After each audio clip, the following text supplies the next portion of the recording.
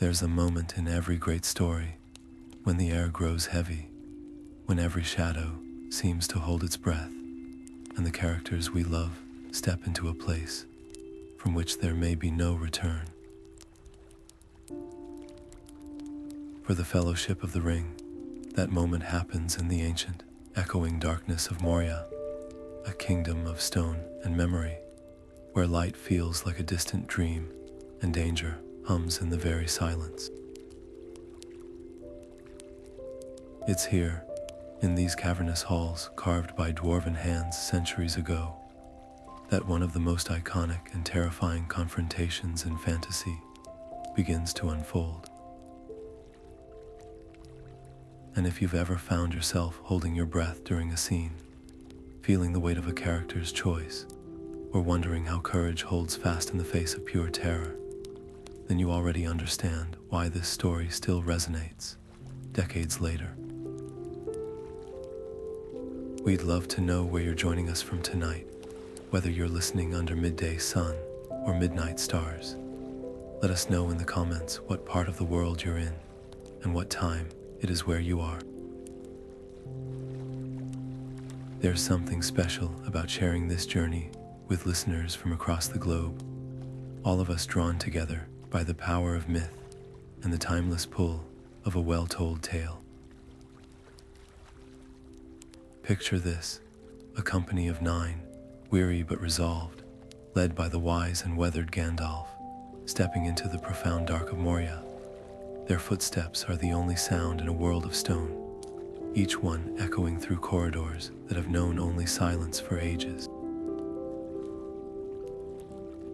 Frodo Baggins carries more than a burden. He carries a fate.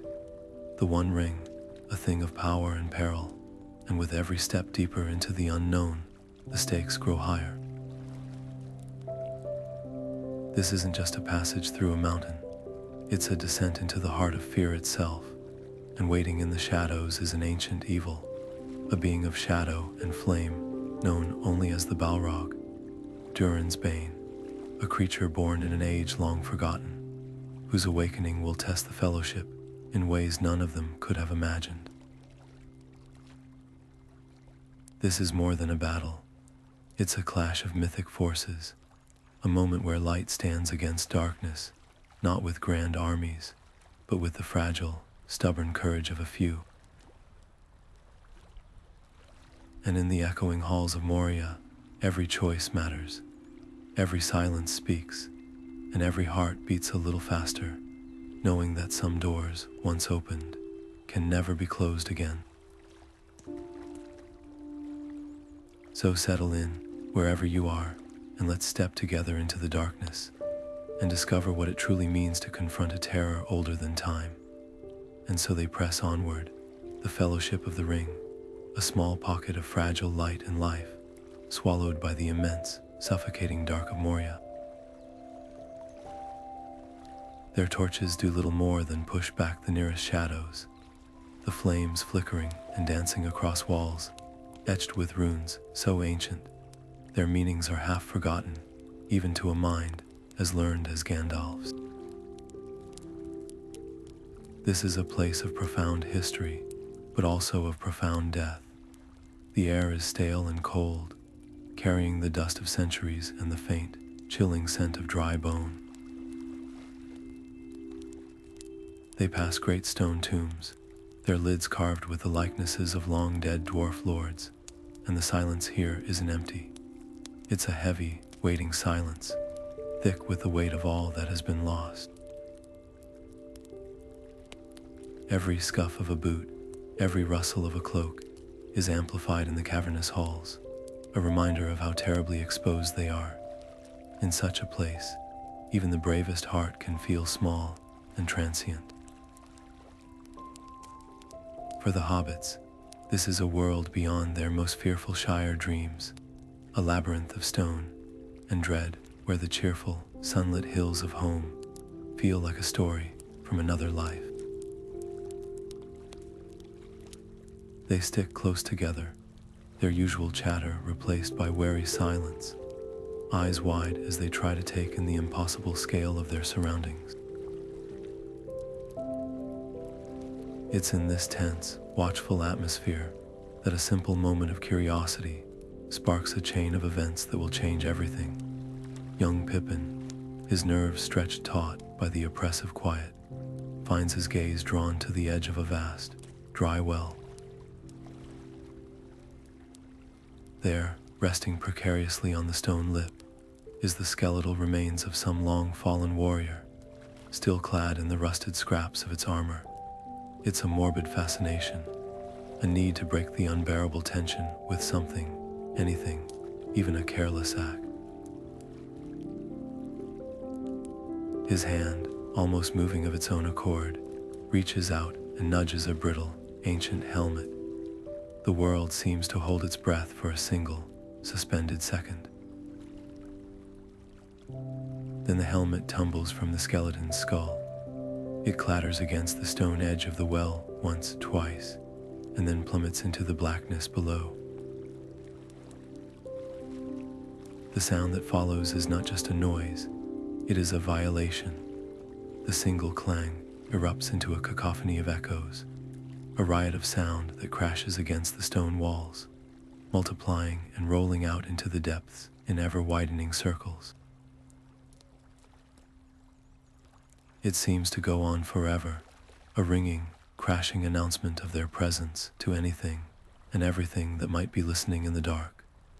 The Fellowship freezes, a tableau of horror and regret. And in the awful silence that slowly returns, something else answers. From deep, deep below, a faint tapping begins, then a slow, rhythmic boom, a boom, boom, like a great drum being struck in the deepest deeps. The color drains from Gandalf's face. He turns, and his voice, when it comes, is low and grave, stripped of all its usual warmth. It carries a weight that makes the very air feel heavier.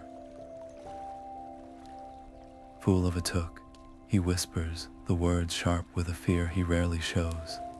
This is a serious journey, not a hobbit walking party. Throw yourself in next time and rid us of your stupidity. The reprimand is harsh, but it's born of a terrible knowledge they do not possess. He knows what slumbers in these minds. He knows that some sleeps are not meant to be disturbed. That single, careless sound was a stone dropped into a still black pond, and now the ripples are spreading out, reaching distant, dark shores. The warning hangs in the air, more terrifying than any orc cry. They have torn the veil of silence, and now they must move with a new kind of caution. Not just the caution of those who are lost, but of those who are being hunted. The darkness around them feels different now. It is no longer passive. It is listening, it is aware, and it is hungry, guided by a mix of grim purpose and the lingering echo of that dreadful drumbeat. The Fellowship pushes onward, the grandeur of the dwarven halls now feeling less like a marvel and more like a mausoleum. The very air seems to thicken with anticipation, each member acutely aware that they are trespassers in a realm of death. It is in this state of heightened tension that they finally discover their goal, a great stone door, its surface carved with runes and symbols of dwarven lineage. This is the chamber of Mazarbul, the historical heart of the colony, a place meant to hold the records of their endeavors. Gandalf steps forward, his staff casting a pale, searching light over the entrance. With a heavy push, the door groans open on ancient hinges, revealing a room frozen in time. The scene inside is one of abrupt and violent end. Shattered furniture lies scattered. A large stone table is split down the middle, and in the corner, a collection of skeletal remains still clutches rusted weapons. A final, desperate stand immortalized in dust and bone. The silence here is different. It is a silence that screams. Gandalf moves to a large, heavy ledger resting on a plinth at the room's center, its pages thick with dust. As he carefully turns the brittle leaves, the Fellowship gathers around, their torches illuminating the elegant, frantic script. The wizard's voice is low and solemn as he translates the final entries, each word adding another layer of ice to the chill already settling in their hearts. He reads of hope and renewal, of Balin's pride in reclaiming a fragment of his people's glory. Then the tone shifts. The writing becomes hurried, stained in places with what might be old drops of wax, or something else. The entries speak of a shadow that moves in the deep, of a terror that the watchman could not name. They tell of dwindling numbers, of doors being sealed in a futile attempt to keep something out, and finally, of a last, doomed defense right here in this very chamber. The final words are a stark, heartbreaking epitaph. We cannot get out. The end comes. Drums, drums in the deep, they are coming. The diary falls silent, its story told. For a long moment, no one speaks. The weight of the tragedy is immense. They are not just in an abandoned mine. They are standing in a tomb, surrounded by the ghosts of a hope that was utterly extinguished. This shared moment of sorrow and comprehension is shattered in a heartbeat. From the darkness beyond the chamber door, a sharp, guttural cry pierces the air. It is answered by a dozen more, a chorus of harsh voices and the skittering of clawed feet on stone. The Fellowship is not alone. They have been tracked. Before anyone can even fully draw a weapon, a black arrow whistles through the doorway and thuds into the doorframe beside Gandalf's head. Then the room erupts into chaos. A wave of orcs, their eyes gleaming with malice in the torchlight, surges into the chamber from hidden side passages they had missed in their grief. The confined space becomes a whirlwind of flashing steel, guttural shouts, and the sickening thud of blade on shield. Aragorn and Boromir, with the instincts of seasoned warriors, immediately plant themselves at the main entrance, becoming a living barrier. Their swords, Andril and Boromir's long blade, move in deadly arcs, cutting down the first ranks of their attackers. But for every orc that falls, two more seem to take its place. The hobbits, terrified but resilient, are pushed to the center of the room, forming a tight circle with Sam valiantly brandishing his little elvish blade in front of Frodo. Legolas, with an archer's impossible calm, knocks and fires arrow after arrow, each one finding its mark in the snarling mass of foes. Gimli, his grief for his kin transforming into a roaring, righteous fury, swings his axe with devastating effect, bellowing the name of his cousin, Balin. As a war cry, the fight is fierce and desperate. It is a test not just of their skill, but of their newfound unity. They fight for each other, protecting the weaker members instinctively. Yet the onslaught is relentless. An orcish scimitar finds its way past Boromir's defense, slicing a shallow cut across his arm. Another arrow grazes Legolas's shoulder. The initial shock of the attack gives way to the grim reality of a sustained struggle for survival. They are holding their ground, but just barely, and the fear on their faces is no longer for the ghosts of the past, but for the very real and present tide of violence threatening to overwhelm them. This skirmish is a brutal reminder that the drums in the deep were not just a memory, they were a promise. And this attack feels less like a random encounter and more like the opening move of a much larger, much darker game. As the last of the orcs scatter back into the shadowy crevices from which they came, a heavy, unnatural quiet descends upon the chamber.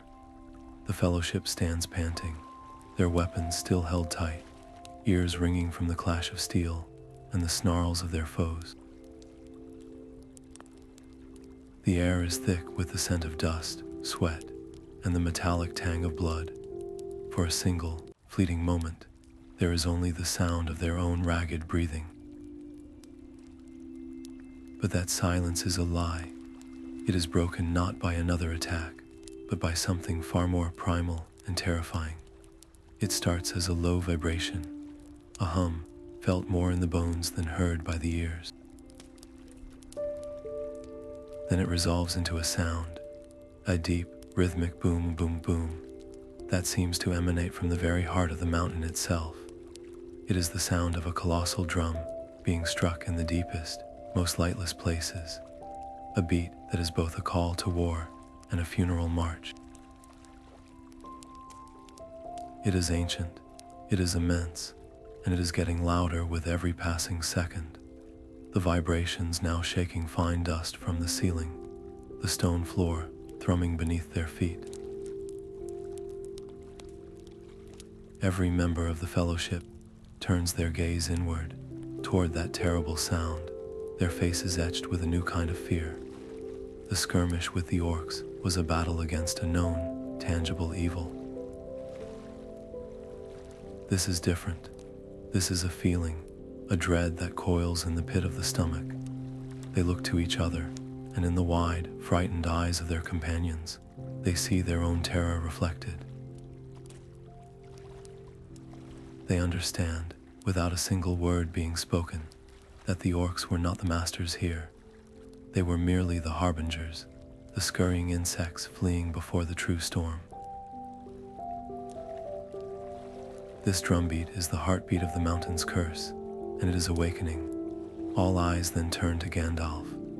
The wizard, usually a pillar of unshakable resolve and deep wisdom, is ashen. The light from his staff seems to dim in the presence of this overwhelming sound. He is not just afraid, he is horrified. He knows this sound from the oldest and darkest pages of history, from tales told in hushed tones by the wisest of his order. This is the sound that heralded the fall of Khazad-dûm, the doom of the dwarf kingdoms. This is the sound that walks hand in hand with a legend made flesh, a demon of the ancient world. His voice, when it comes, is stripped of all its usual warmth and patience. It is a sharp, urgent command, a whip crack of pure necessity. We must get out of here. He cries, his eyes wide with a fear they have never seen in him before. Now, move. There is no time for questions, no time for strategy. The sheer, undisguised panic in their guide's voice is more frightening than any number of orcs. It tells them that whatever is coming is so far beyond their ability to fight that their only hope is flight. The drumbeat is a physical pressure now, pushing them forward, a relentless pulse that seems to say run, run, run. They break from the chamber of death and into the main hallway, and they run. They run as they have never run before, not in a tactical retreat, but in a headlong, desperate sprint for their very lives. Legolas, with his light step, takes the lead, his elven eyes searching for a path in the oppressive gloom. Aragorn and Boromir guard the rear, their own fear mastered by the need to protect the others. The hobbits, their short legs pumping, are driven by a terror that lends them speed they did not know they possessed.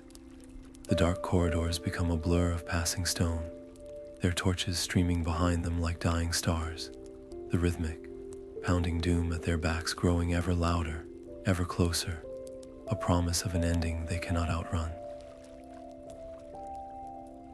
Their flight becomes a blur of terror and exertion, a desperate scramble through the vast, crumbling architecture of the dwarven city. The drumbeat is no longer just a sound. It is a physical force that shakes the very foundations of the mountain, a relentless pulse that seems to be chasing them, hurting them. And then, a new sensation begins to crawl over their skin. A dry, oppressive heat that cuts through the cavern's chill. It grows with every step, a wave of blistering air pushing at their backs, carrying with it the acrid smell of sulfur and ash. The darkness behind them is no longer just dark. It is now alive with a flickering, hellish orange glow that throws their own frantic shadows, long and distorted, onto the walls ahead of them. They dare not look back, but the instinct is primal, irresistible. Aragorn, guarding the rear, risks a single glance over his shoulder, and what he sees freezes the blood in his veins. The distant glow is not a torch or a fire. It is a shape, a form of living shadow and raging flame, so immense it seems to fill the entire corridor behind them. Two great wings of shadow and smoke spread from its shoulders, though whether they are physical or a manifestation of its pure malice is impossible to tell. In one hand, it carries a blade of fire, and in the other, a whip of many thongs that crackles and sparks like a lightning storm, each snap echoing through the halls like a thunderclap that drowns out even the dreadful drums. This is no mere beast or goblin chieftain. This is a Maya, a being of ancient power, a demon of a forgotten age. This is Durin's Bane, the Balrog of Moria. The sight injects a new, raw kind of panic into their flight. It is no longer just about escaping the dark. It is about outrunning a walking inferno. Legolas cries out, his voice strained with an emotion rarely heard in an elf pure, unadulterated dread. A Balrog, a demon of the ancient world. The name itself is a curse, a word of legend that carries the weight of entire fallen kingdoms. There is no fighting this. There is only running. Gandalf, his face grim and set, shouts directions, his voice cutting through the roar of the fire and the pounding of their own hearts. To the bridge, there lies our path. Do not stop. He knows this place, remembers the narrow stone arch that spans a chasm of immeasurable depth, the only way across the abyss and toward the eastern gates. It is their one chance, a fragile thread of stone over a void of nothingness. They push their bodies beyond all limits, muscles burning and lungs screaming for air, driven by an adrenaline forged in the furnace of absolute terror. The heat is so intense now it feels like it will scorch their cloaks. The light so bright it hurts their eyes. The roar of the Balrog is a constant, deafening presence, a sound of pure rage and ruin that vibrates in their teeth. They can hear the scrabble of its immense, cloven hooves on the stone, the hiss of its fiery mane, and the terrible, constant crack of its whip, driving them forward like cattle. They round a final corner, and there it is, the Bridge of Khazad-dûm. It is a slender, elegant arc of stone, utterly devoid of rails, spanning a black gulf so deep the bottom is lost to sight. It is a symbol of dwarven craftsmanship, a thing of beauty, but in this moment, it is the most terrifying sight imaginable, a tightrope over hell, and their only way out. They do not break stride, surging onto the narrow span, their focus locked on the solid ground, waiting on the far side, each step a prayer that the ancient masonry will hold. They surge across the narrow span of the Bridge of Khazad-dûm, the abyss yawning beneath their feet, a void so deep it seems to swallow sound itself. The heat at their backs is a physical blow, the roar of the Balrog, a promise of imminent annihilation. One by one, they stumble onto the solid rock of the far ledge, their chests heaving, turning instinctively to ensure the others have made it. And it is in that moment of collective, gasping relief that they realize their guide is not with them. Gandalf the Grey has not crossed. He stands alone in the center of the narrow bridge, a solitary figure with his back to them, facing the oncoming storm. He has turned. He has planted his feet on the stone that was meant for his escape, and he has become a door.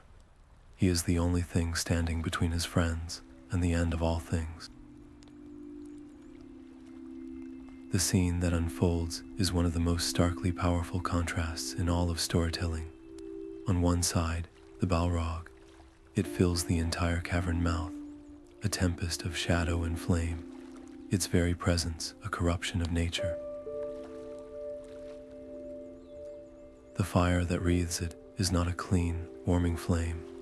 It is a hungry, chaotic blaze that devours the light and deepens the darkness around it.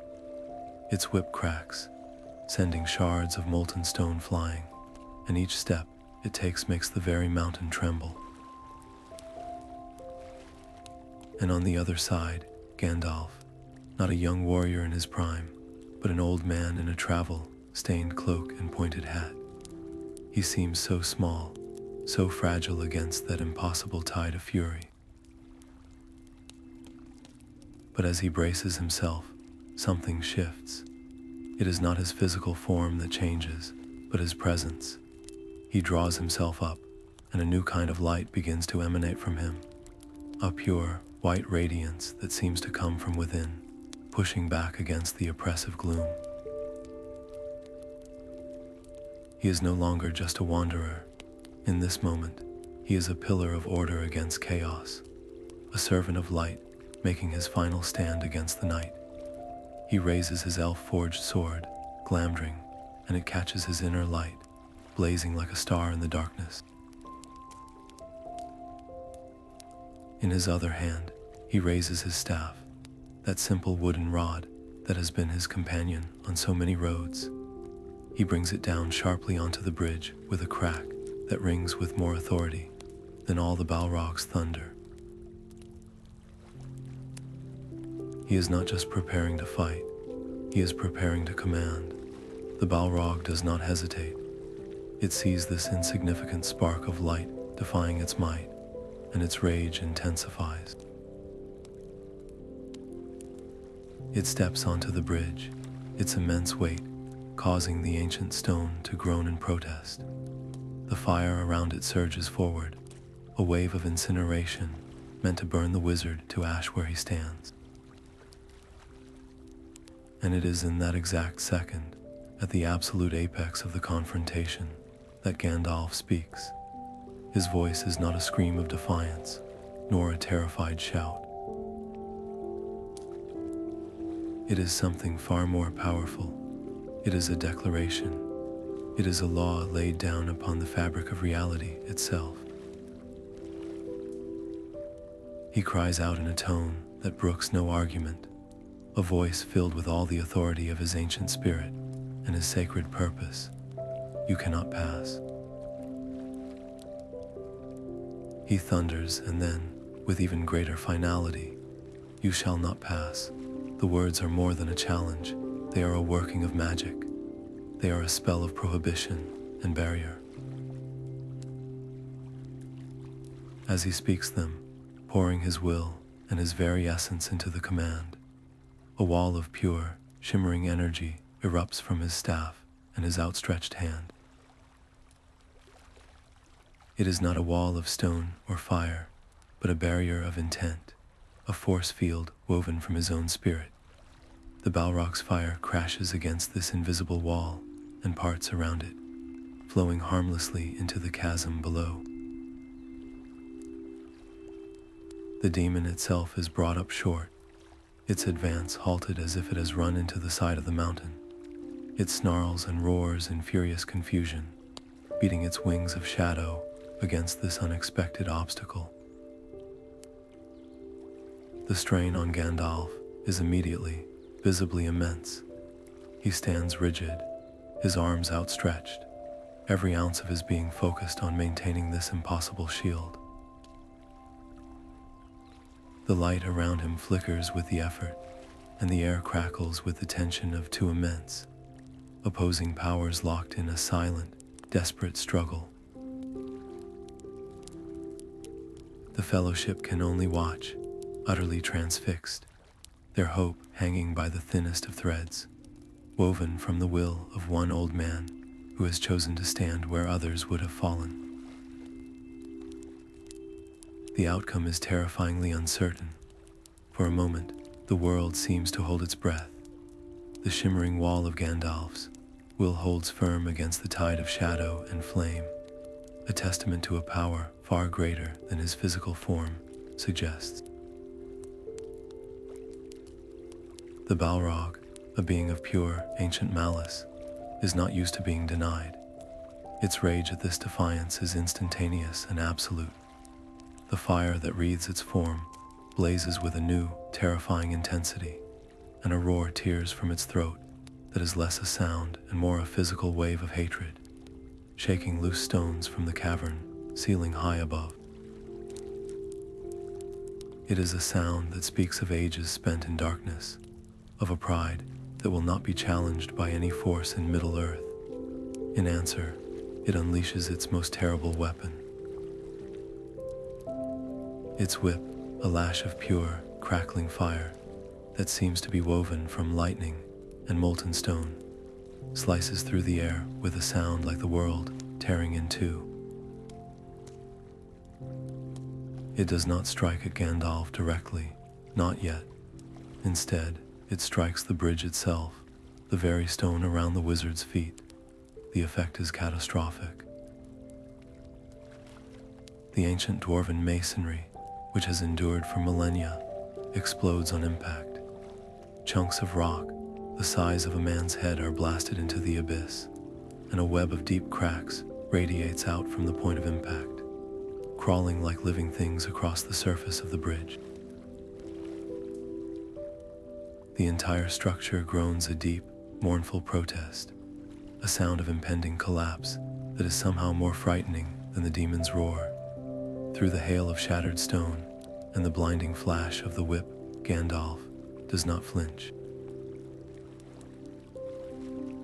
He stands immovable, his staff held high, the light around him flaring brilliantly as he pours more of his essence into maintaining the barrier.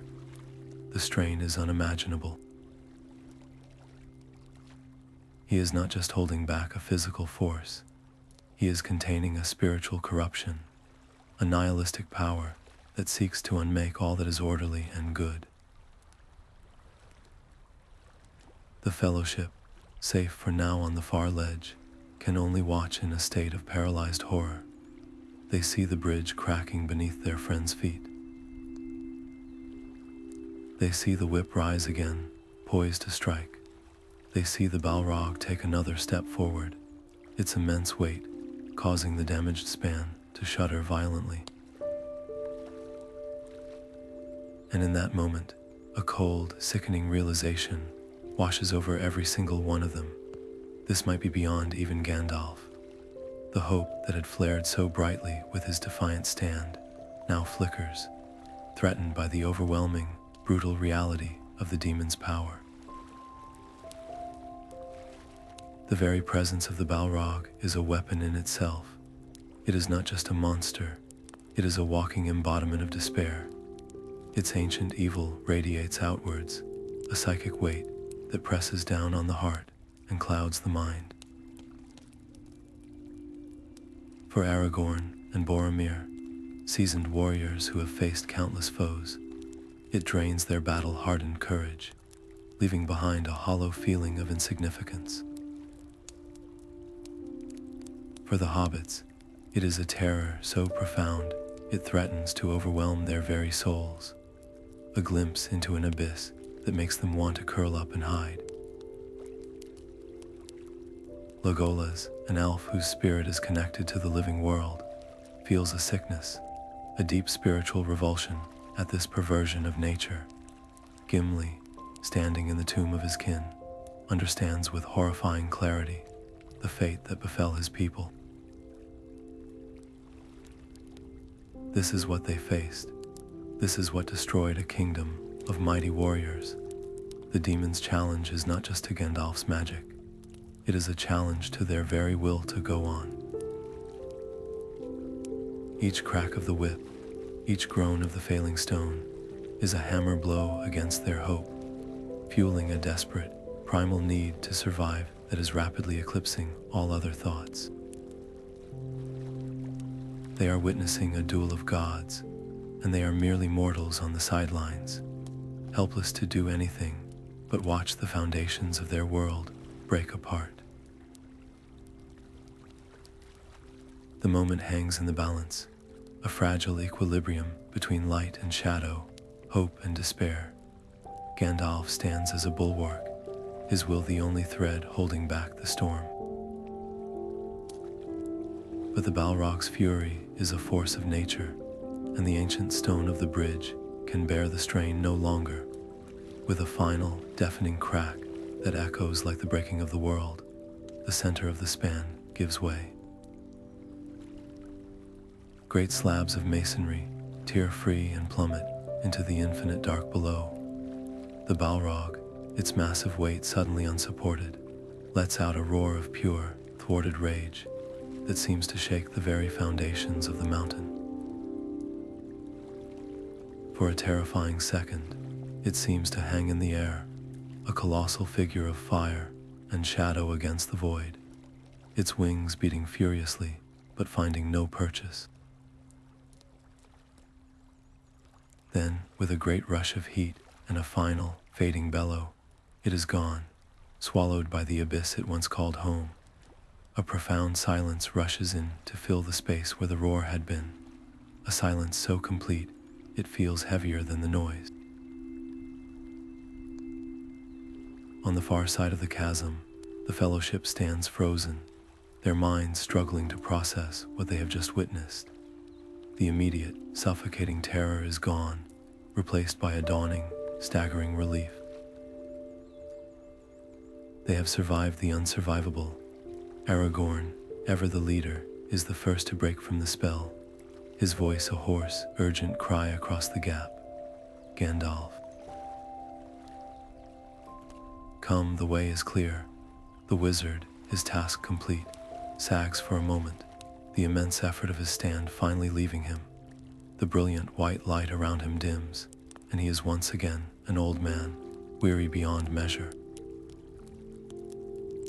He turns slowly, his face etched with exhaustion, and takes a single, stumbling step toward his friends, toward safety, toward the hope of the quest that must go on. It is in that very instant, in the fleeting moment of hard-won victory, that the cruelest twist of fate occurs.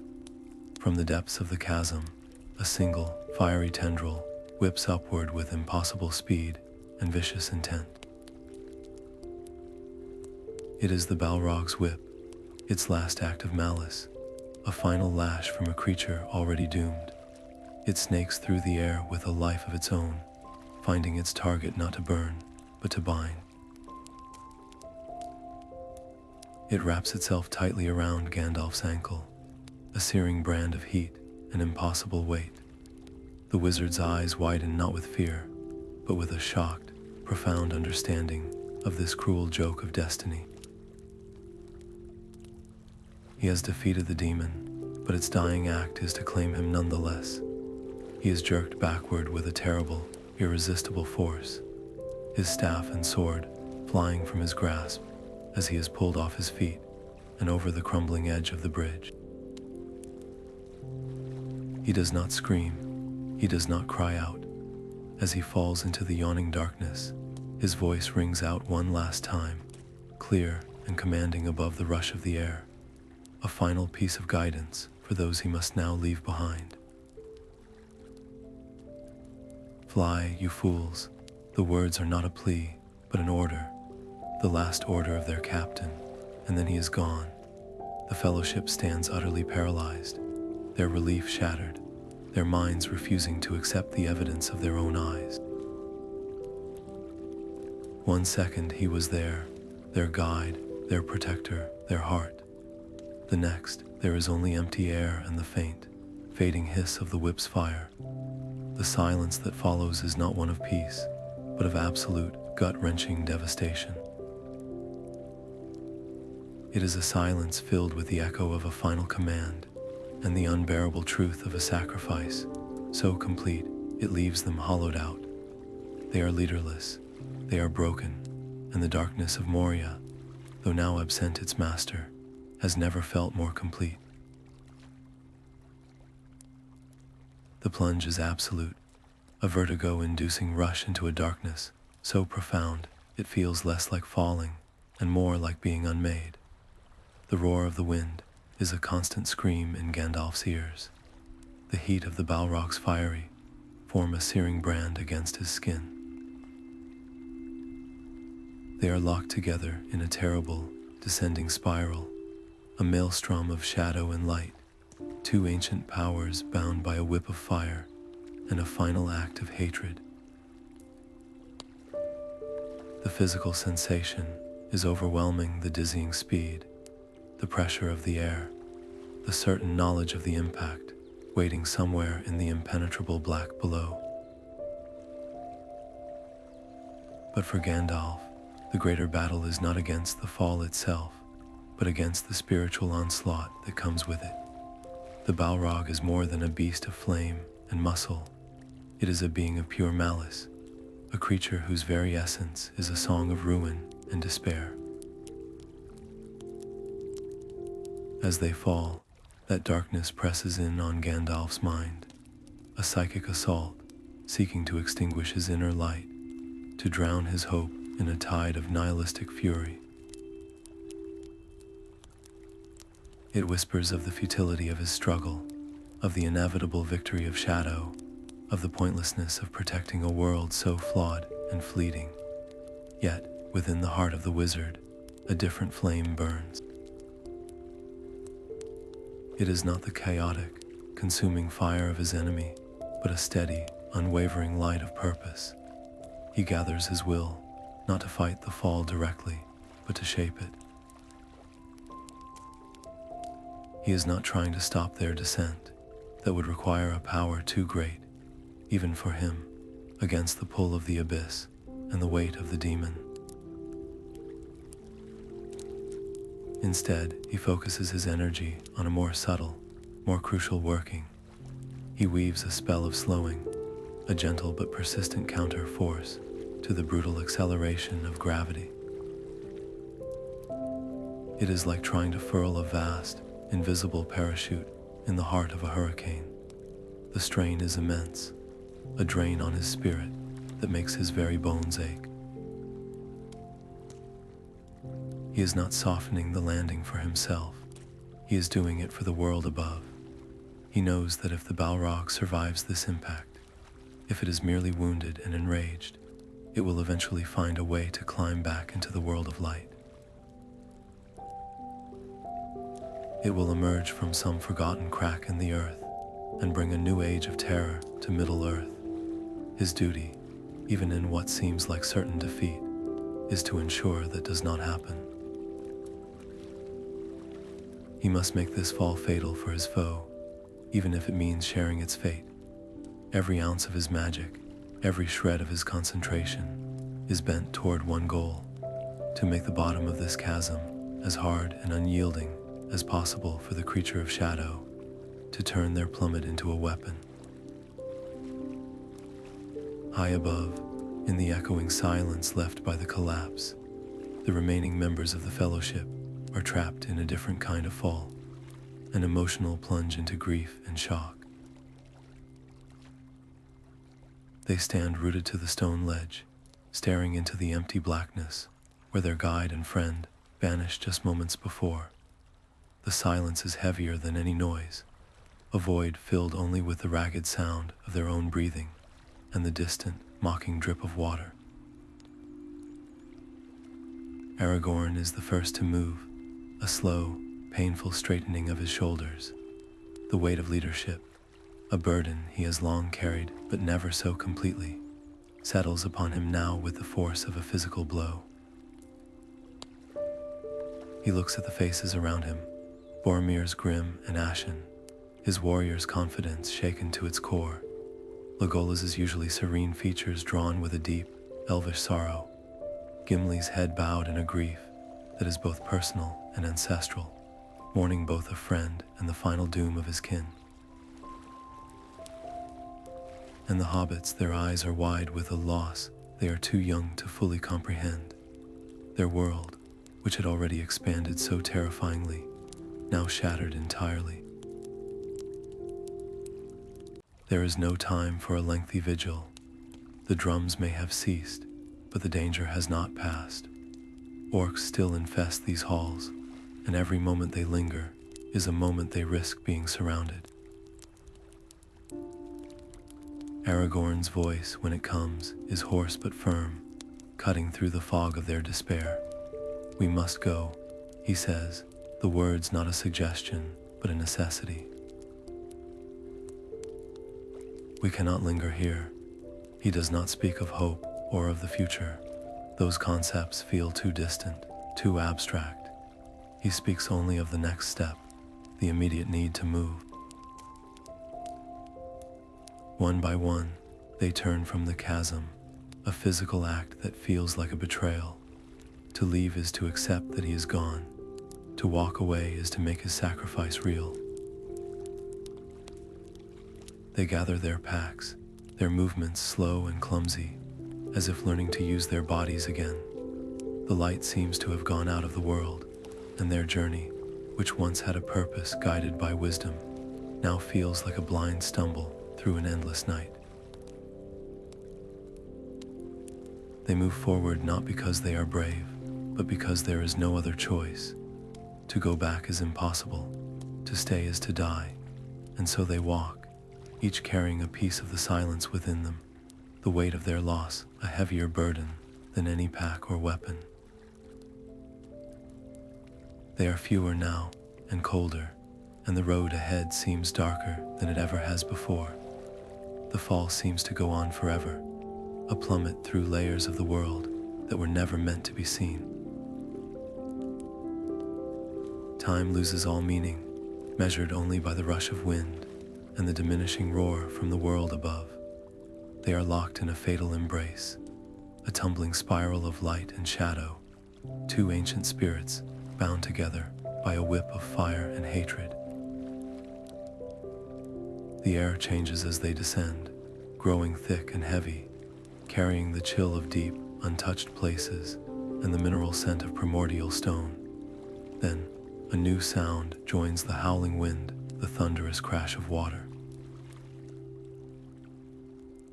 They plunge through a subterranean waterfall, a torrent of icy water that has been falling through the dark for millennia. The shock is brutal. The water hammers against them, a freezing deluge that hisses and steams where it meets the Balrog's fiery flesh, and for a moment, the demon's roar is choked into a sputter of rage. Gandalf, gasping for air in the tumult, uses the momentary distraction not to attack, but to think.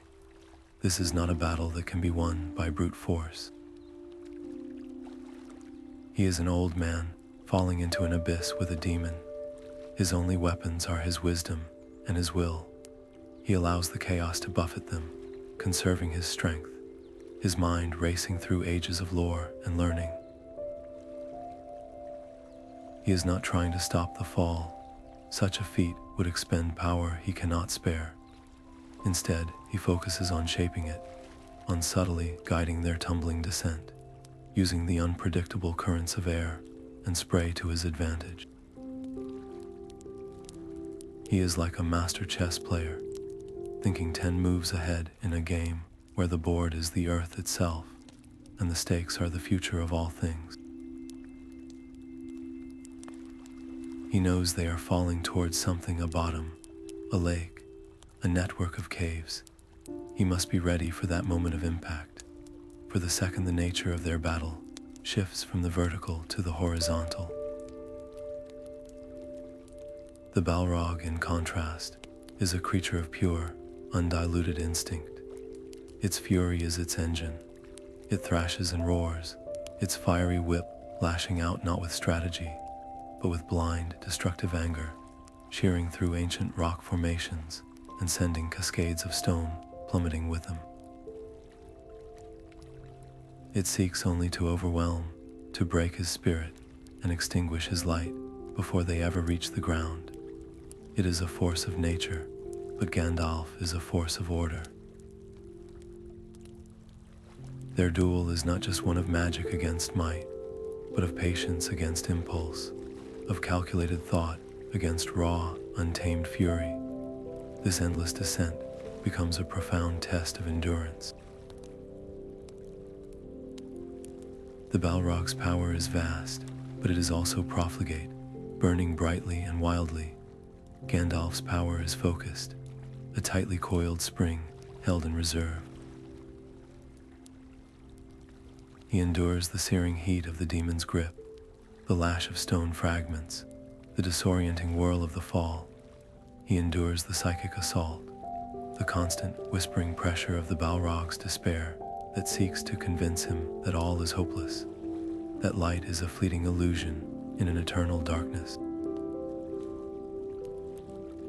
He holds on to a single, simple truth, his purpose. He is here to protect the Fellowship, to ensure the ring-bearer has a chance, to stand against the shadow for as long as he has breath. That purpose is his anchor in the chaos, the core of warmth around which he shelters his spirit. The world above, with its sun and trees and free peoples, feels like a distant dream, but it is a dream worth falling for. And so they continue, two titans from the dawn of time, falling through the roots of the mountain, each waiting for the other to falter first. Their struggle a tiny, intense drama, playing out in the immense, uncaring darkness of the earth. The endless plummet finally, violently, ends not with a crash of solid stone, but with a colossal, concussive impact into a body of icy, black water.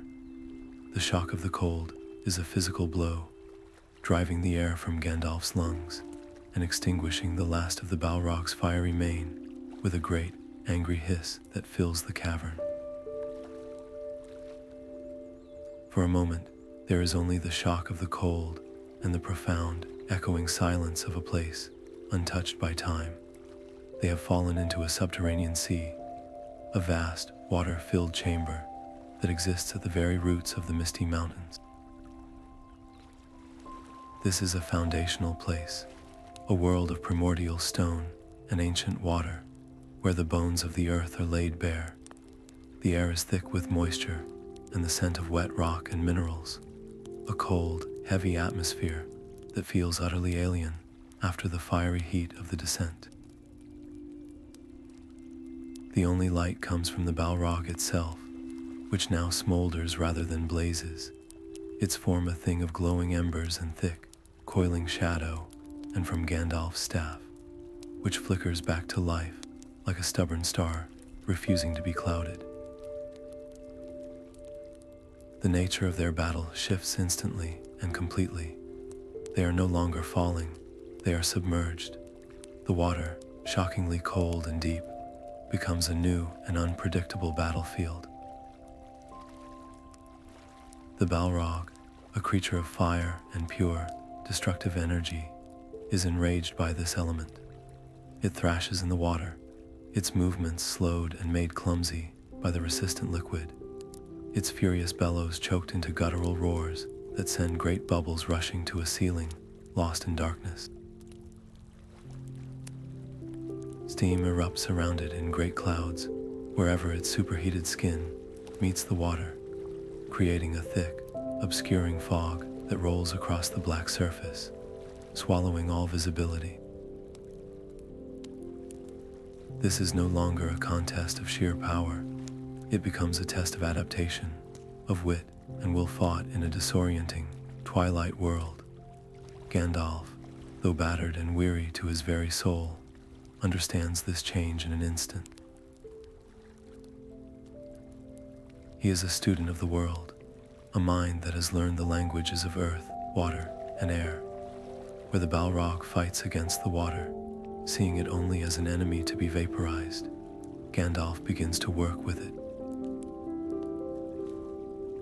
He pushes away from the demon, putting distance between them, using the water to his advantage. His heavy, waterlogged robes threaten to drag him down, but he kicks with a strength born of desperation, his staff held high to keep its light above the surface, a lone beacon in the suffocating murk. The fight becomes a chaotic, eerie dance in the half-light. The Balrog lumbers through the chest-deep water, swinging its whip, but the thongs move sluggishly, their fire dampened, their crackle reduced to a wet sizzle. Each step it takes is a struggle against the water's weight. Gandalf, smaller and more agile, uses the environment. He ducks beneath the surface to avoid a sweeping blow, the icy water closing over his head, the world going silent except for the dull thrum of the demon's movements. He surfaces behind it, gasping for air, and uses a shouted word of power not to attack the creature directly, but to command the water itself. A wave, summoned from the placid lake, slams into the Balrog's back, not to harm it, but to disrupt its balance, to push it under, to force it to consume its energy, simply staying upright. The steam is his greatest ally and his greatest hindrance.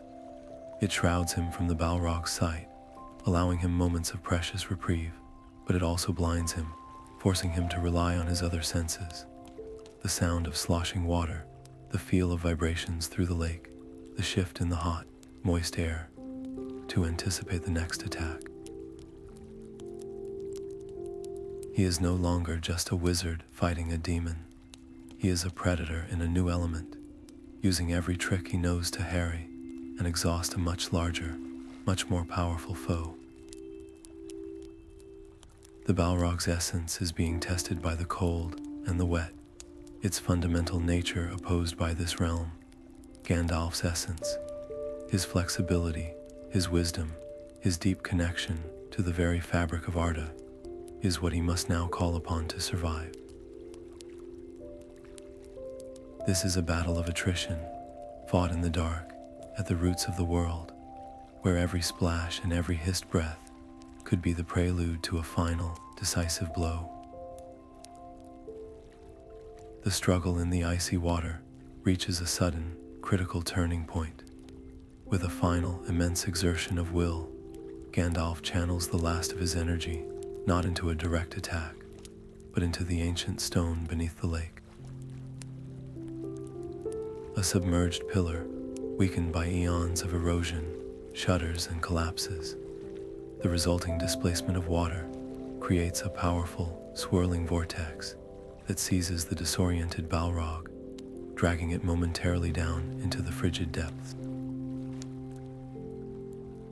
This is not victory, but it is a chance, a precious, fleeting window of opportunity. Without a second glance, Gandalf turns and fights his way through the churning water toward the far wall of the cavern, his limbs heavy with a fatigue that goes deeper than bone. He has bought himself seconds, nothing more. He reaches a jagged, soaring cliff face, a wall of wet, black stone that disappears into the gloom high above. This is his path. There are no stairs here, no carved handholds, only the raw, unforgiving rock of the mountain's foundation. He sheathes his sword, its light now a dim glow, and begins to climb. The first few movements are agony. His fingers, numb with cold, scrape against sharp edges, searching for purchase. His waterlogged robes are an anchor, pulling at him, reminding him of the abyss that still yawns below. Each upward pull is a battle against the crushing weight of exhaustion, a defiance of every screaming muscle in his body. He does not climb for glory or for pride. He climbs out of a duty so profound it has become the only thing keeping him moving. He must get back. He must warn them. The thought of the Balrog, wounded but not destroyed, finding its way back to the world and falling upon the unsuspecting Fellowship, upon the vulnerable lands of men and elves, fuels a fire within him that the icy water could not quench. His climb is a prayer, a desperate race against the resurrection of a terror that could darken the sun itself. From the dark waters below, a guttural roar of pure, undiluted hatred shatters the relative silence. The Balrog has surfaced. It has shaken off the shock of the vortex, and its fiery form begins to rekindle, steam boiling off its shoulders in great clouds. It sees its prey escaping, scaling the wall like an insect, and its rage gives it a terrifying focus. It surges toward the cliff, and where Gandalf's climb is one of careful, desperate precision, the Balrog's is one of brute, destructive force. It does not seek handholds, it creates them. Its massive, clawed hands slam into the rock face, digging deep gouges into the primordial stone, using its immense strength to haul its bulk upward. It is slower, far slower than the wizard, but it is relentless, a force of nature that cannot be reasoned with and will not tire. The sound of its ascent is a constant, terrifying accompaniment to Gandalf's own struggle. The crunch of sinking claws, the grating screech of stone being torn away, the low, constant growl of its fury that seems to vibrate through the very rock Gandalf clings to. And so the ascent begins in earnest, a vertical chase through a lightless world. Gandalf climbs with a grim, single-minded determination, his mind shutting out everything but the next handhold, the next foothold. The world narrows to the feel of cold, wet stone under his palms, and the burning ache in his shoulders. He dare not look down, for the glow of his pursuer is growing steadily brighter, casting his own flickering shadow high upon the rock above him.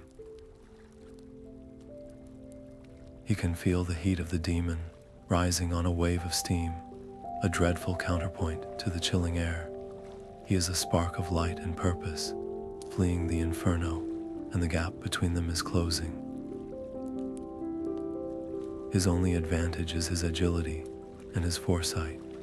He chooses his path not just for its climbability, but for its defensive potential. He seeks out overhangs that force the Balrog to find a different route, and he uses small, precise applications of his power to loosen keystones, sending small avalanches of rock tumbling down toward his pursuer. These are not meant to wound, but to slow, to annoy, to buy him another precious minute, another few feet of vital distance. It is a grueling, nerve-wracking game of cat and mouse, played on a vertical chessboard, where a single misstep means a fall into oblivion. He pushes onward, upward, through the pain and the doubt, driven by a simple, unshakable truth. The fate of the free peoples of Middle-earth now depends on the strength of his grip. His fingers, raw and bleeding, finally find purchase not on another jagged outcrop of raw stone, but on the clean, precise edge of a carved step. Gandalf hauls himself over the final lip of the cliff and onto a narrow, crumbling ledge, his body screaming in protest. For a moment, he can only lie there, chest heaving, drawing in great gulps of the thin, cold air. He has escaped the primordial lake, but he is far from safe. Pushing himself upright, his eyes adjust to the faint, otherworldly light that seems to emanate from the rock itself here. He is standing at the base of a magnificent, terrifying sight, an ancient stairway, carved with impossible skill, directly into the sheer inner wall of the mountain. It spirals upward into the dizzying heights, a thread of stone woven into the fabric of the peak, so narrow in places that it seems to disappear entirely. This is no dwarven work. This is older, a forgotten path from a time when the world was young. A secret artery leading toward the high passes far above the darkness of Moria. It is his only way back to the world of light. He begins the ascent, his movements slow and deliberate, every step a conscious effort. The air itself feels different here, thinner and sharper, each breath a small victory against the altitude. But it is not just the thinness of the air that makes it hard to breathe. A palpable corruption begins to seep into the atmosphere, a miasma of pure malice that rolls down the stairway from above. It is the Balrog's presence, a spiritual poison preceding its physical form. The very stone under Gandalf's feet seems to grow warmer, then unpleasantly hot to the touch. The ancient carvings on the walls, once graceful and mysterious, now appear to writhe and twist in the periphery of his vision, their elegant lines corrupted into sinister, hateful shapes. A low, constant grinding sound echoes through the shaft, the sound of the mountain, itself groaning in protest under the weight of the evil, climbing its internal spine. The higher he goes, the thicker the oppression becomes, a smothering blanket of dread that seeks to sap his will and cloud his mind with despair. It is a constant, grinding assault, as relentless as the creature's physical pursuit. The thunderous, grating scrape of claws on stone announces that the Balrog has found the stairway. The sound is magnified in the confined space, a horrific cacophony that feels like it is inside Gandalf's own skull. He does not look back. He does not need to. He can feel the heat intensifying, can see the orange, hellish glow of the demon's smoldering form, casting his own long, frantic shadow on the wall ahead of him. It is closer than he thought, its powerful, relentless climb eating up the distance he had fought so hard to gain. The race is now measured in inches and seconds. Gandalf's mind, though wearied to its absolute limits, kicks into a gear of pure, refined instinct. This is no longer a blind flight. He knows these paths, not from personal travel, but from the deep, song-lined lore of his order. He remembers tales of these hidden ways, of their construction and their subtle weaknesses. With a strength born of desperation, he focuses his will on a section of the wall where the rock seems naturally fissured. He doesn't try to bring the entire mountainside down upon them. Such a feat would be suicidal. Instead, he utters a single, sharp word of command in a language older than the stone itself. A precise section of the ceiling above the stairs, weakened by the Balrog's own violent vibrations, shears away and crashes down in a cloud of dust and rubble. It is not enough to block the path, not nearly, but it forces the massive creature to pause, to slow its brutal ascent, to claw and batter its way through the new obstruction. It buys Gandalf a handful of precious minutes. He uses the same strategy again and again, each effort draining him further. He channels power into ancient keystones, causing brief, localized collapses. He uses his staff to shatter delicate rock formations on the outside edge of the staircase, sending barrages of stone shards showering down onto his pursuer. Each obstacle is a gambit, a small, calculated delay meant to irritate and slow, to force the Balrog to expend its boundless fury on rock and dust instead of on him. He understands the terrible geometry of their situation with perfect, chilling clarity. The higher they climb, the closer they get to the open sky, to the world above. And the closer they get to the world above, the more final their confrontation becomes. Down in the deeps, in the water and the darkness, the battle was contained, a secret war in the belly of the earth. But here, on this stairway to the peak, they are moving toward a stage. There will be no more lakes to break their fall, no more endless chasms to plunge into. The top of this mountain represents an ending. It will be a place of absolute resolution. Either his light will be utterly extinguished, or the Balrog's darkness will be permanently undone. There can be no third option, no escape for either of them. This grueling, vertical chase is not just a flight to safety. It is a journey toward a predetermined battlefield, and with every step upward, the moment of that final, decisive clash draws inexorably nearer. After an eternity of climbing through the suffocating dark, the stone wall simply ends. Gandalf hauls his weary body over a final, frozen ledge and onto a broad, windswept expanse. He has emerged onto the very peak of the mountain, into a world of blinding white and piercing, frigid air. The change is absolute and shocking. After the close, oppressive heat of the deeps and the grinding ascent, he is now in a realm of vast, open sky, and a cold so intense it feels like a physical presence. The sun, though hidden behind a veil of high, thin cloud, casts a diffuse, silvery light over the endless sea of snow-capped peaks, stretching to every horizon. The silence here is not the waiting silence of the tombs below, but the profound, ancient quiet of the highest places on earth, broken only by the mournful sigh of the wind.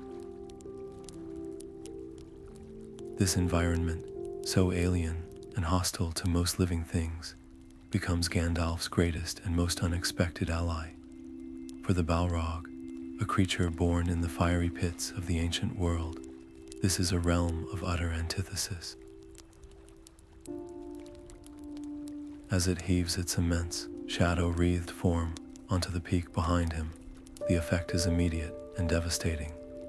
The freezing wind, sharp as a knife, whips across the demon's body.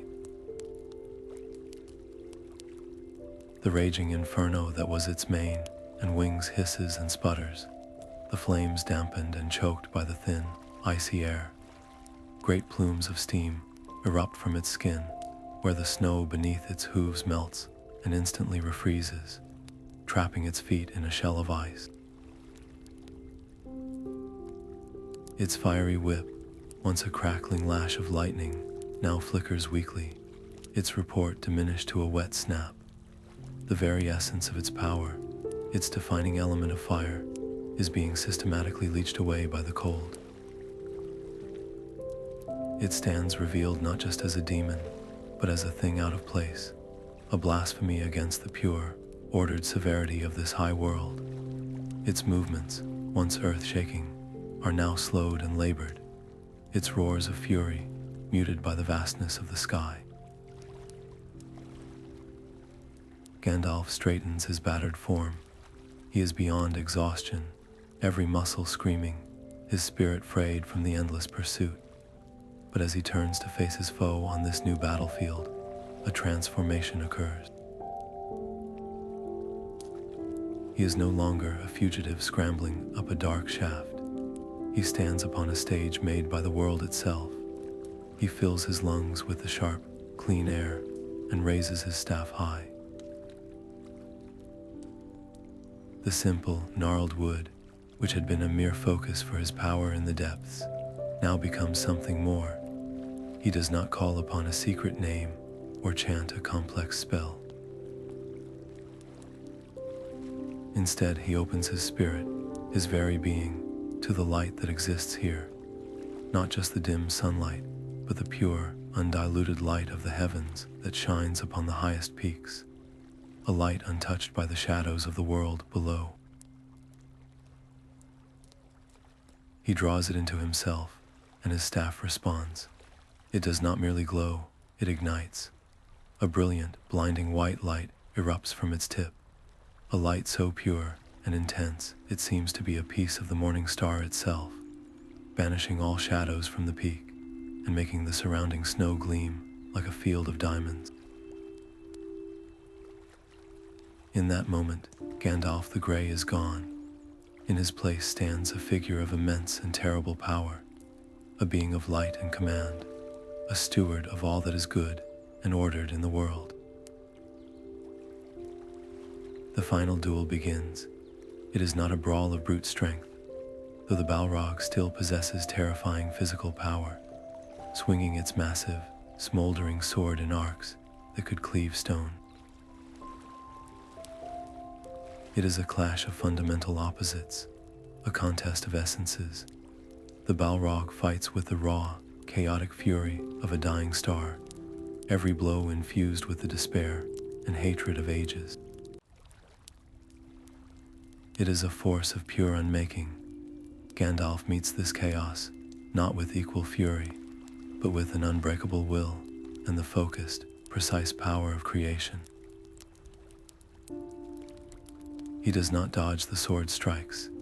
He parries them with his own blade, glamdring, each block ringing with a clear, bell-like tone that cuts through the wind. When the demon's weakened whip lashes out, he doesn't merely deflect it. He speaks a word of authority, and the thongs of fire unravel into harmless smoke before they can touch him. He uses the environment as his weapon. He stamps his staff upon the ground, and a sheet of snow and ice slides from a higher ledge, crashing down upon the Balrog's shoulders, forcing it to its knees. He channels his light not as a blunt force, but as a scalpel, aiming beams of searing purity at the demon's eyes, causing it to recoil in agony. Each movement, each spoken word, is a reaffirmation of the natural order against the corruption the Balrog represents. The peak itself seems to resonate with their struggle. Every clash of sword on sword, every burst of light against shadow, sends vibrations through the mountain that feel less like sound and more like a shift in the balance of the world. This is no longer a personal battle for survival. The fate of Middle-earth, though unseen by any eyes but theirs, hangs in the balance on this desolate peak. If Gandalf falls, the Balrog, though weakened, will eventually recover.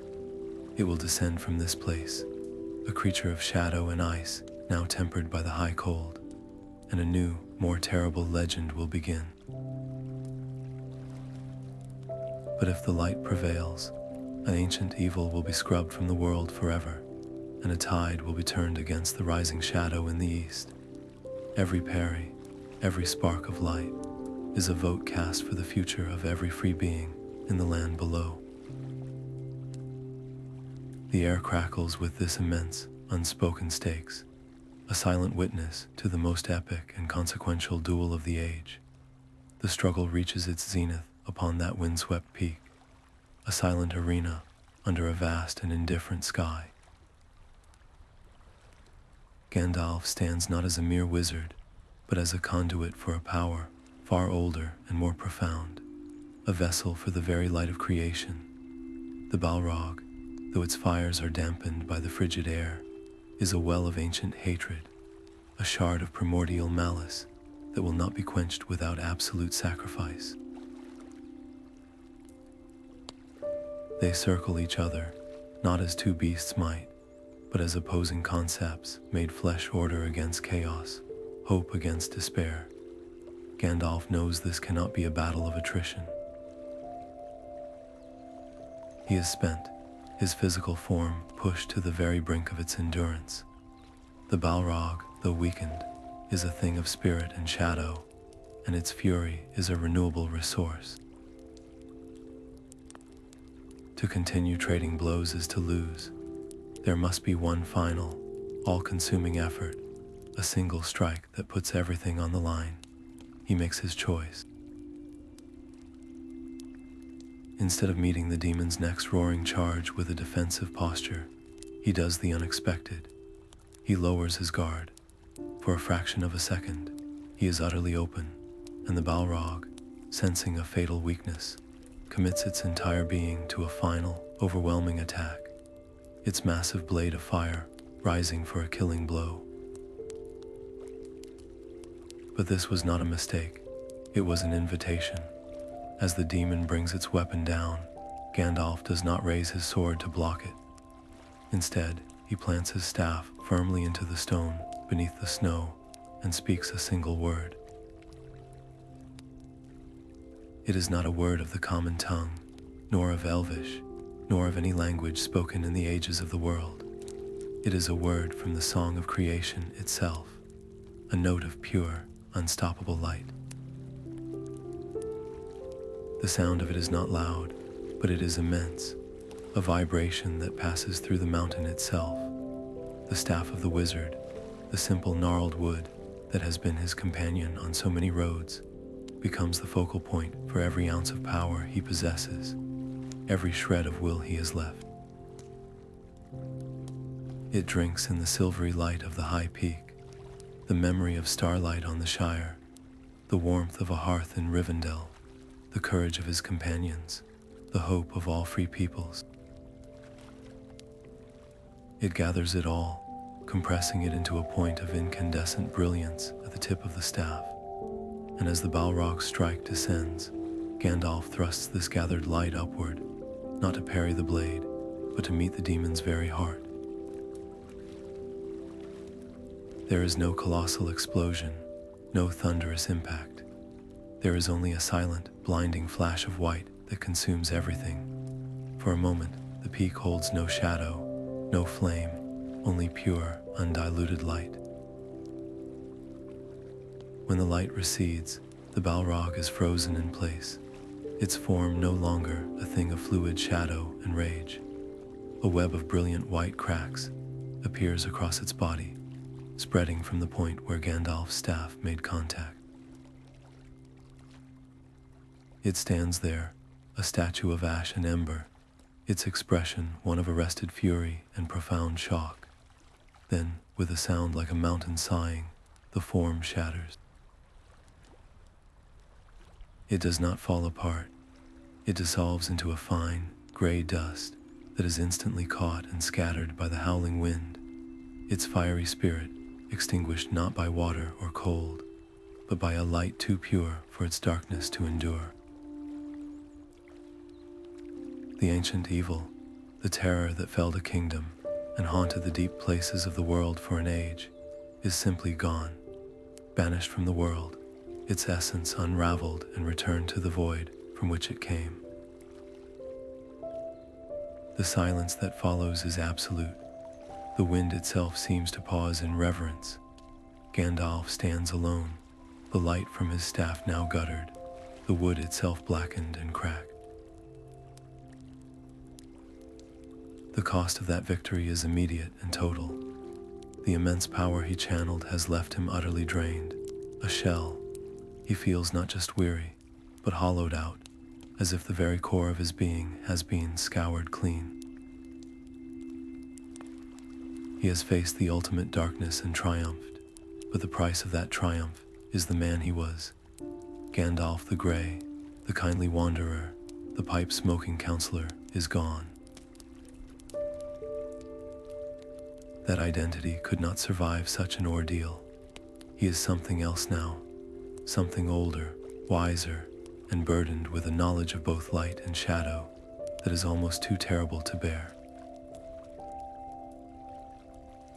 He is a vessel that has been shattered and remade, and for a long moment, he simply exists, empty and still upon the peak, the weight of his sacrifice and his transformation settling upon him like a physical mantle.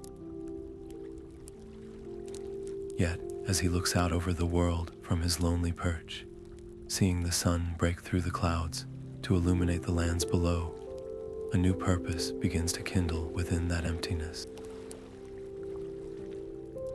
He has fallen, and he has returned. The fight is not over. His friends, his charge, the fate of Middle-earth, they still need him. And so, with a resolve forged in the crucible of his own breaking, the figure on the mountain takes his first step down. The journey back is beginning. The descent from that desolate peak is not merely a physical journey, but a passage through layers of his own being. Each step downward, away from the thin, piercing air, and the memory of that final, blinding flash, feels like a shedding of a skin. The exhaustion that had hollowed him out is still there, a deep ache in his spirit, but it is no longer a void. Something new is filling it, a quiet, steady warmth that begins at his core and radiates outward. It is not the fiery, wild energy of his magic in battle. It is a calmer, more profound strength, like the first light of dawn after the longest night. He has stared into the heart of absolute darkness, felt its cold breath, and he has not been extinguished. Instead, he has been refined by the encounter, the lesser parts of himself burned away in that ultimate confrontation, leaving behind a purer, more resilient purpose. He is not just Gandalf who fell, he is Gandalf who returned. This knowledge settles upon him with the weight of a solemn oath, a responsibility that is both a burden and a gift.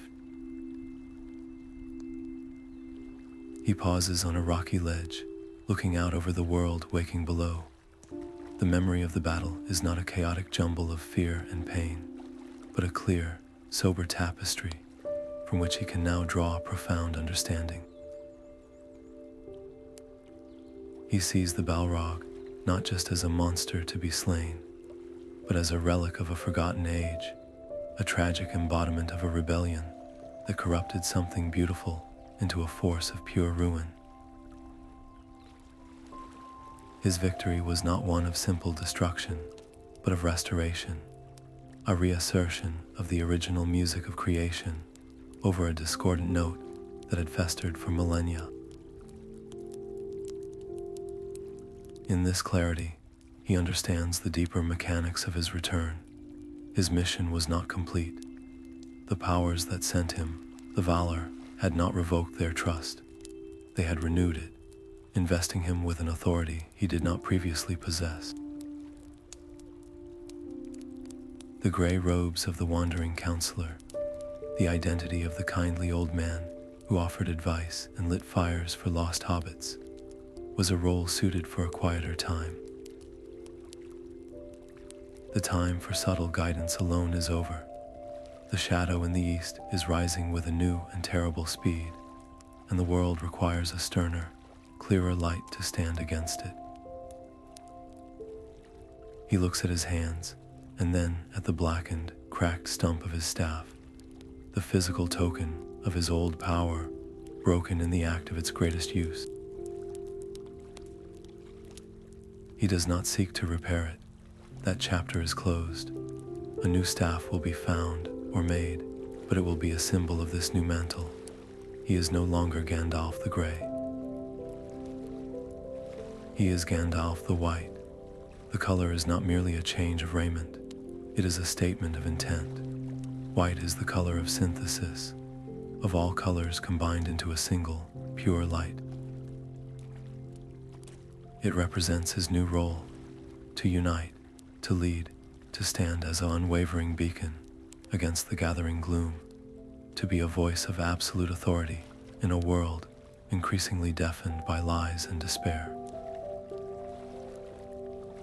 His wisdom is now tempered by the intimate knowledge of death and rebirth, and his power is no longer something he wields, but something he is. His thoughts turn to the Fellowship, his heart aching with a sudden, fierce protectiveness. He can almost see them in his mind's eye, Aragorn, bearing the weight of a broken company, the hobbits lost and grieving, all of them moving through a landscape of peril, believing themselves abandoned. Their sorrow is a tangible pull on his spirit, a urgent call that quickens his steps. A new energy infuses his limbs, a vitality that has little to do with rest and everything to do with resolve. The path down the mountain becomes less arduous, not because the way is easier, but because his destination is now crystal clear. He is needed. His brief time beyond the circles of the world has granted him a wider perspective. He sees the fragile threads of hope that still hold, and he understands his part in strengthening them. His death was not an end, but a necessary passage to a higher state of being, a promotion earned in the most brutal crucible imaginable. He moves with a new grace and speed, a figure of awe and mystery, his tattered gray robes now looking like the discarded cocoon of a creature that has emerged transformed. The world around him seems to acknowledge the change. The birdsong is clearer, the wind seems to carry him forward, and the very stones of the path feel more solid beneath his feet.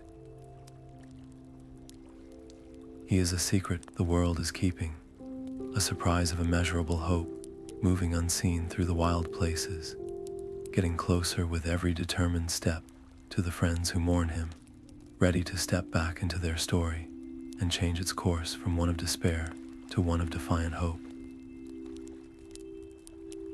The forest of Fangorn was a place of deep, watchful silence, its ancient trees standing as sentinels over a world that felt entirely separate from the grief and haste that had consumed the remaining members of the Fellowship. They moved through the dappled shadows, not as a company of bold adventurers, but as a group of mourners, their steps heavy with a loss that felt as vast as the halls of Moria themselves. The world outside the mountain seemed less bright, the colors less vivid, as if a filter of sorrow had been laid over everything. Aragorn led them with a quiet, grim determination, his own heart burdened by a responsibility he never asked for but would not shirk.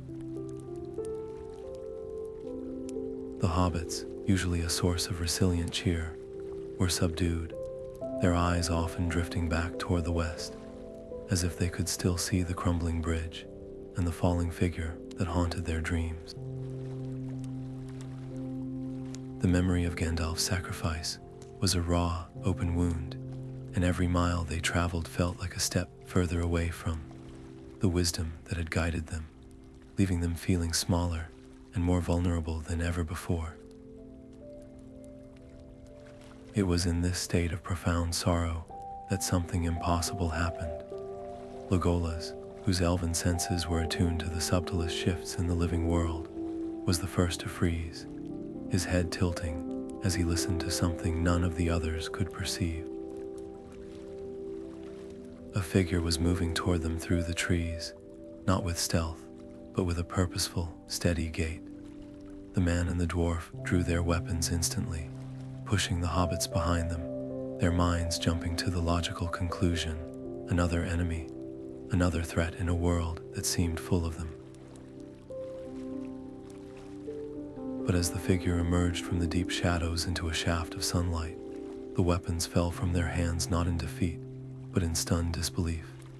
It was a man, yet not a man. He was clad in robes of pure white that seemed to glow with their own inner light, and he leaned upon a new staff of pale wood.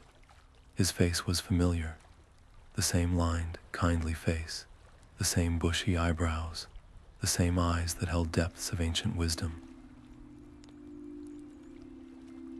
But those eyes now shone with a new, piercing clarity, and his entire being radiated a palpable aura of power and serene authority that had not been there before. It was Gandalf, and yet it was more. For a long, breathless moment, no one spoke. They could only stare, their minds utterly refusing to reconcile the image before them with the memory of his fall into the abyss.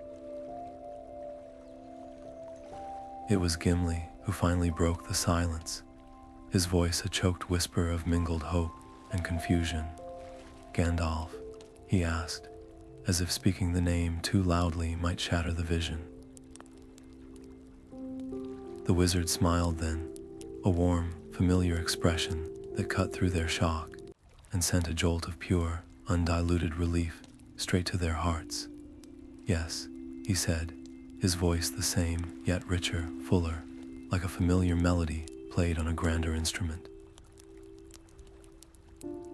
"Gandalf, I have returned to you, though I am not the same as when I left."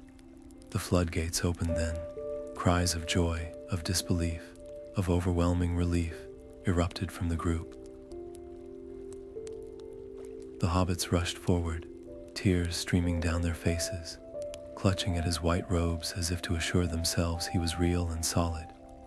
Aragorn embraced him like a son, greeting a father returned from war, and even the stern Boromir looked on with awe, making a sign of reverence upon his chest. When the initial storm of emotion had subsided, the questions came, tumbling out in a frantic rush. How was this possible? They saw him fall. They heard his final cry. They had mourned him as lost. Gandalf's expression grew solemn, his gaze turning inward for a moment, as if looking back down a long, dark road. He did not share the full, terrifying epic of his struggle, the endless fall, the battle in the water, the agonizing climb, the final duel on the peak. Those were tales for another time, burdens of knowledge that were his alone to carry. Instead, he gave them the essence, the truth they needed to hear.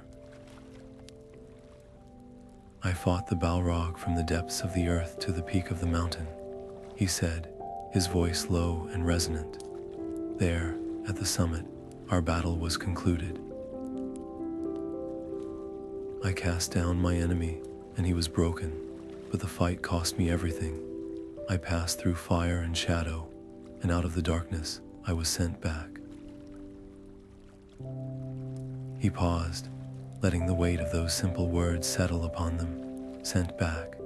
It was not a phrase of chance or luck.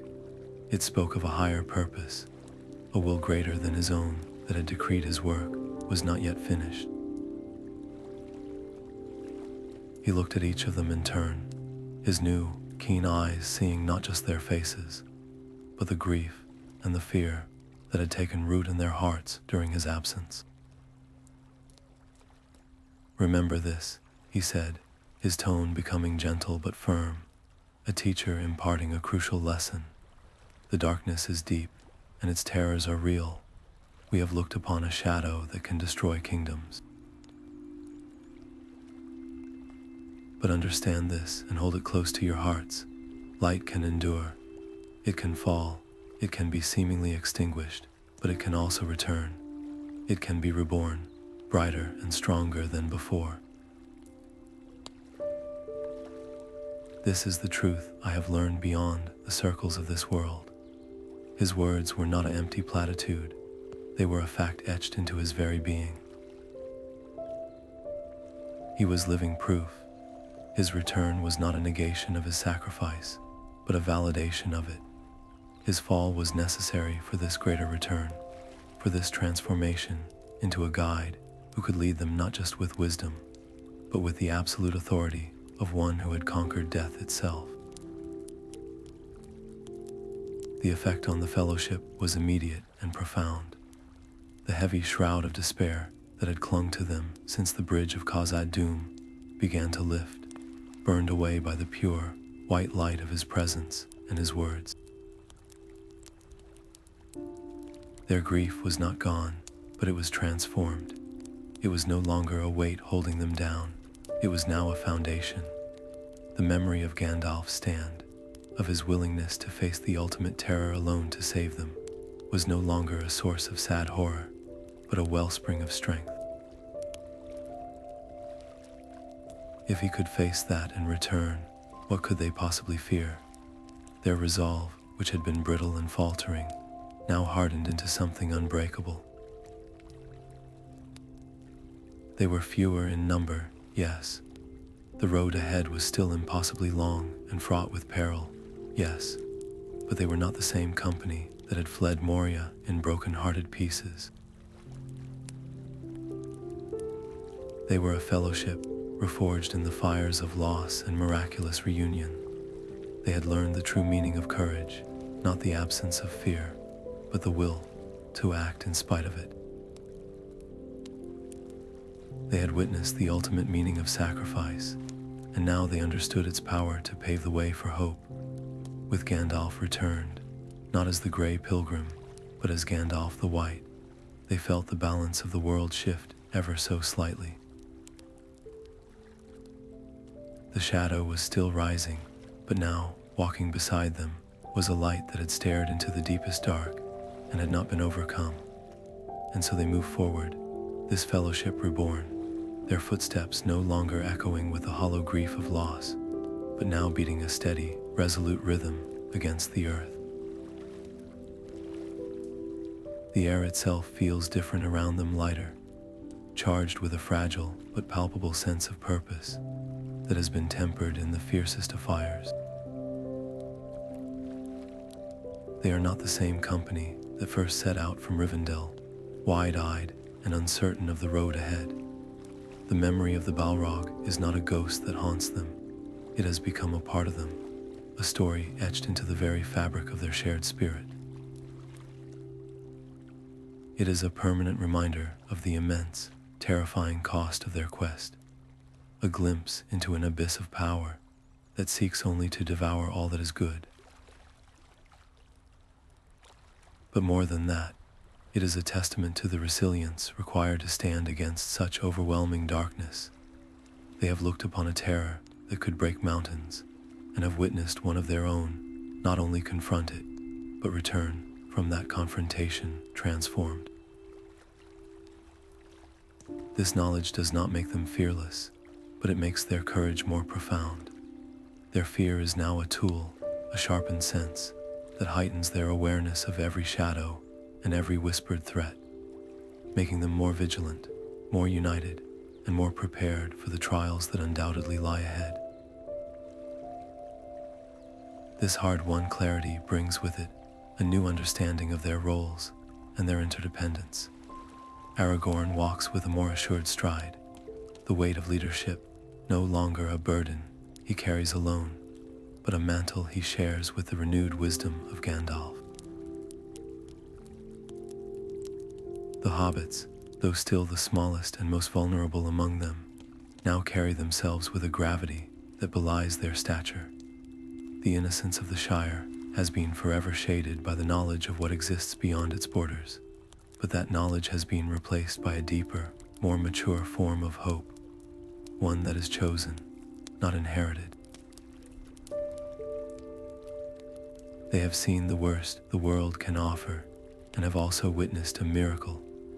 This paradox, holding both profound loss and miraculous return in their hearts, at once forges within them a purpose that is unshakable. They journey now not as a group of individuals bound by a common goal, but as a singular entity, a fellowship in the truest sense of the word, where each member's strength compensates for another's weakness, and each heart beats in time with the others. They honor those who have fallen not with loud lamentations, but with a quiet, steadfast commitment to see the journey through. Every step taken is a silent tribute to the sacrifice made in the depths of Moria, a promise that such a loss will not be in vain. The road ahead remains long and shrouded in uncertainty, winding through lands fraught with danger and shadow. Yet, they face it not with trepidation, but with a hardened resolve. Their hearts, though scarred by grief and terror, are not brittle. They have been tempered like steel, made stronger and more resilient by the very trials that sought to break them. They carry with them the lessons of the Balrog, that some evils must be faced head-on, that true courage is found in the choice to stand when every instinct screams to flee, and that even in the deepest darkness, a spark of light can endure and return, brighter than before. With Gandalf the White at their side, a living embodiment of hope's return, and with their bond reforged in the crucible of shared trauma and triumph, they turn their faces toward the east. They walk not toward a destiny that is preordained, but toward a future they must now choose together, with every ounce of their hardened wills and clarified purpose. The shadow may be rising, but so too is the